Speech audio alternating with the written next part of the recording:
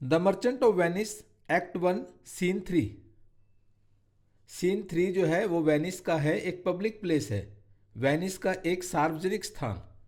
Shylock और बसेनियो बातें कर रही हैं। पहले शाइलॉक बोलता है 3,000 डकेट्स। बसेनियो कहता है हाँ सर, 3 महीने के लिए। शाइलॉक कहता है 3 महीने के लिए। ओह। बसेनियो, और जैसा कि मैंने आपको बताया, एंटोनियो ऋण का गारंटर होगा। शाइलॉक, एंटोनियो एंटोनियो ऋण का गारंटर होगा। ओह। बसेनियो, क्या तुम मेरी मदद कर सकते हो? क्या आप ऋण के लिए सहमत होंगे? क्या मैं आपका उत्तर सुन सकता हूं? शाइलॉक, 3 महीने के लिए 3,000 डकेट्स और एंटोनियो ऋण की गारंटी देने के लिए बाध्य होंगे। बसेनियो, उस ऑफर के बारे में आपका क्या जवाब है? शाइलॉक, एंटोनियो एक अच्छा इंसान है। बसेनियो, क्या आपने किसी को उसके बारे में अन्यथा कहते सुना है? शाइलॉक, अरे नहीं नहीं नहीं नहीं, मैंने नहीं किया है। मेरा मतलब केवल यह सुझाव देना था कि यह ऋण के लिए पर्याप्त गारंटर है, लेकिन उनकी संपत्ति फिलहाल निश्चित नहीं है। उसके पास एक जहाज त्रिपली के लिए और दूसरा इंडीज के लिए है। इसके अलावा रियाल्टो के आसपास यह है कि उसके पास मैक्सिको में तीसरा जहाज है, चौथा इंग्लैंड के लिए बाध्य है, और अन्य उपक्रमों में उसने अपना पैसा विदेशों में निवेश किया है। जहाज सिर्फ लकड़ी होते हैं और नाविक सिर्फ आदमी होते हैं। भूमि और समुद्र पर चूहे हैं और समुद्री डाकू सहित भूमि और समुद्र पर चोर हैं। और फिर खतरनाक जल, हवाओं और चट्टानों की बात भी है। लेकिन इन सभी जोखिमों के बावजूद वह अभी भी एक पर्याप्त गारंटर है। बसेनियो, आप इसके बारे में सुनिश्चित हो सकते हैं? शाइलॉक, मुझे यकीन होगा और मैं यह पता लगाऊंगा कि मैं पूरी तरह से कैसे सुनिश्चित हो सकता हूं। क्या मैं एंटोनियो के साथ बात कर सकता हूं? बसेनियो, क्या आप एंटोनियो और मेरे साथ डिनर करना चाहेंगे? शाइलॉक, अरे हाँ, मैं तुम्हारे साथ सूअर का मांस खाना पसंद करूंगा, वह जानवर जिसमें तुम्हारे यीशु ने शैतान को भगाया था। मैं तुम्हारे साथ खरीद और बेचूंगा, तुम्हारे साथ बात करूंगा, तुम्हारे साथ चलूंगा और आगे भी, लेकिन मैं तुम्हारे साथ नहीं खाऊंगा, न पीऊंगा, न ही प्रार्थना करूंगा। रियाल्टो पर क्या खबर है? यहाँ कौन आ रहा है? एंटोनियो प्रवेश करता है। बसेनियो, यह श्री एंटोनियो है। शाइलॉक, खुद के लिए वह किसी ऐसे व्यक्ति की तरह दिखता है जो मेरे पैसे लेना चाहता है, लेकिन फिर मुझसे एक एहसान मांगता है। मैं उससे नफरत करता हूँ क्योंकि वह एक ईसाई है, लेकिन मैं उससे और भी ज़्यादा नफरत करता हूँ क्योंकि वह बिना ब्याज लिए पैसा उधार देता है, जो मुझे उस ब्याज दरों को कम करने के लिए मजबूर करता है जिस पर मैं ऋण लेता हूँ। यदि मैं एक बार उससे बेहतर हो गया तो मैं उसके खिलाफ अपनी पुरानी दुश्मनी को पूरा कर लूँगा। वह हम यहूदियों से नफरत करता है और वह ब्याज के बारे में तो बात करते हुए मेरे बारे में, मेरे सौदेबाजी और अन्य व्यापारियों की कंपनी में मेरी मेहनत से जीते गए पैसे के बारे में बात करता है। अगर मैं उसे माफ कर दूं तो मेरी यहूदी जमात शापित हो जाए। वसैनियो, शाइलोक, क्या तुम सुन रहे हो? शाइलोक, मैं इस बारे में सोच रहा हूं कि अभी मेरे पास कितना पैसा है, और जहां तक मुझे याद है मैं इस समय 3,000 डकेट्स की कुल राशि नहीं जुटा सकता। लेकिन इससे कोई फर्क नहीं पड़ता। मेरे गोत्र का एक धनी यहूदी ट्यूबल बाकी पैसे देगा। पर रुको, आप कितने महीने के लिए पैसा चाहते हैं? एंटोनियो से, हेलो, अच्छा महोदय, हम सभी बात कर रहे थे तुम्हारे बारे में। एंटोनियो, शाइलोक, मैं आमतौर पर ब्याज के साथ पैसा उधार या उधार नहीं लेता, लेकिन अपने जरूरतमंद दोस्त की मदद करने के लिए मैं अपनी प्रथा को तोड़ दूंगा। बसैनियो से, क्या वह जानता है कि आपको अभी कितना पैसा चाहिए? शाइलोक, हाँ हाँ, 3,000 डकेट्स। एंटोनियो, और 3 महीने के लिए? शाइलोक, मैं भूल गया था, 3 महीने। बसैनियो से, तुमने मुझे कहा था। एंटोनियो से, तो ठीक है, और आप बसेनियो की ओर से गारंटर होंगे। देखते हैं, लेकिन सुनो, मैंने सोचा था कि तुमने कहा था कि तुम ब्याज के साथ पैसा उधार नहीं देते या उधार नहीं लेते। एंटोनियो, मैं कभी ऐसा नहीं करता हूं। शायलोक, बाइबल में जब जेकब ने अपने चाचा लबान की भेड़ों की देखभाल की, यह जेकब है जो अपने पवित्र पूर्वज अब्राहम का वंशज था, और उसकी बुद्धिमान मां ने उसे अपने पिता का वारिस बनाया ताकि वह परमेश्वर का वादा रखने वाला तीसरा मालिक बन जाए। एंटोनियो, और उसके बारे में क्या? क्या उसने ब्याज लगाया? शायलोक, नहीं, उसने नहीं किया। जैसा कि आप कहेंगे, उन्होंने बिल्कुल ब्याज नहीं लिया। लेकिन सुनिए कि जेकब ने क्या किया। जब उसने और लबान ने इस बात पर सहमति जताई कि सभी धारीदार और चित्तीदार भेड़ें उसकी होंगी, तो यह शरद ऋतु का अंत था और इसलिए भेड़ें गाभिन होने लगी थी।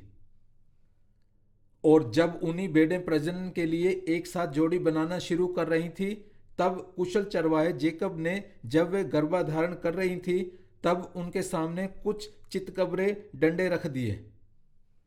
जब उन्होंने जन्म दिया, वे धारी वाले और चितकबरी भेड़ के बच्चे उत्पन्न करते थे और वे जेकब के हो गए। इस प्रकार जेकब बहुत धनी हुआ और उसको आशीष मिली। लाभ एक वरदान है यदि वह चोरी से प्राप्त ना हो। एंटोनियो, लेकिन यह कुछ ऐसा था जिसे पूरा करना जेकब की शक्ति में नहीं था, यह परमेश्वर के हाथ से हुआ। क्या आपने यह कहानी यह कहने के लिए कही थी कि ब्याज लेना अच्छा है? क्या तेरा सोना चांदी भेड़ों और मेंढों के झुंड के समान है? शायलोक, सुनो सर, हो सकता है मैं पैसे की भेड़ की तरह तेजी से गुणा करता हूं। एंटोनियो, ध्यान दें, बसैनियो, शैतान भी अपने उद्देश्य के लिए बाइबल को उद्धृत कर सकता है। एक दुष्ट आत्मा पवित्र शब्दों को उद्धृत करने वाले एक खलनायक की तरह है जो अच्छा होने का नाटक करता है, एक सड़े हुए कोर के साथ एक अच्छा दिखने वाला सेब। झूठ का कितना अच्छा रूप हो सकता है। शायलोक, 3,000 डकेट, यह एक अच्छी बड़ी संख्या है। फिर 12 में से 3 महीने जिनसे वर्ष बनता है, मुझे देखने दो। ब्याज की दर? एंटोनियो, खैर शायलोक, क्या हम आपके कर्जदार होंगे? शायलोक, सर एंटोनियो, आपने कई बार मेरे पैसे और रियाल्टो में ब्याज लेने की आदत के बारे में मेरी आलोचना की है। मैंने ये सब सब्र और कंधे उचकाकर सहा है, क्योंकि हम यहूदी सहने की अपनी क्षमता के लिए जाने जाते हैं। आप कहते हैं कि मैं गलत धर्म में विश्वास करता हूं, मुझे खूंखार कुत्ता कहते हैं और मेरे यहूदी कपड़ों पर थूकते हैं। यह सब इसलिए क्योंकि मैं लाभ कमाने के लिए अपने पैसों का उपयोग करता हूं। और अब ऐसा प्रतीत होता है कि आपको मेरी सहायता की आवश्यकता है। ठीक है, फिर तुम मेरे पास आते हो और कहते हो, शायलोक, मुझे धन की आवश्यकता है, तुम मुझे यह बताओ। तुमने मेरी दाढ़ी पर थूका और मुझे इस तरह लात मारी जैसे तुमने एक आवारा कुत्ते को अपनी दहलीज से दूर कर दिया हो। तुम पैसे मांगो। मुझे तुमसे क्या कहना चाहिए? क्या मुझे यह नहीं कहना चाहिए, क्या कुत्ते के पास पैसा है? क्या कुत्ते के लिए यह संभव है कि वह आपको 3,000 डकेट्स उधार दे सके? या मैं अपने घुटनों के बल झुक जाऊं और सांस रोककर विनम्रतापूर्वक फुसफुसाऊं, ठीक है साहब, आपने पिछले बुधवार को मुझ पर थूका था, तब आपने मुझे ठुकरा दिया था। दूसरी बार आपने मुझे कुत्ता कहा था और इस सारे शिष्टाचार के लिए आपने मुझे दिखाया है। मैं खुशी खुशी आपको इतना पैसा उधार दूंगा। एंटोनियो, मैं आपको फिर से ऐसे नामों से पुकारूंगा, आप पर फिर से थूकूंगा और आपको भी ठुकरा दूंगा यदि आप इस धन को उधार देने का निर्णय लेते हैं। ऐसा मत करो जैसे कि हम तुम्हारे दोस्त हैं। आखिरकार दोस्तों ने कब एक दूसरे से ब्याज लिया है? मुझे अपने दुश्मन के रूप में पैसा उधार दें और अगर मैं समझौते के अपने हिस्से को तोड़ दूं तो आप मुझे और अधिक खुशी से दंडित कर सकते हैं। शायलो, क्यों? अपना स्वभाव तो देखो, मैं तुम्हारे साथ मित्र बनूंगा और तुम्हारा स्नेह रखूंगा। इस बारे में भूल जाऊं कि तुमने मुझे कैसे शर्मिंदा किया है।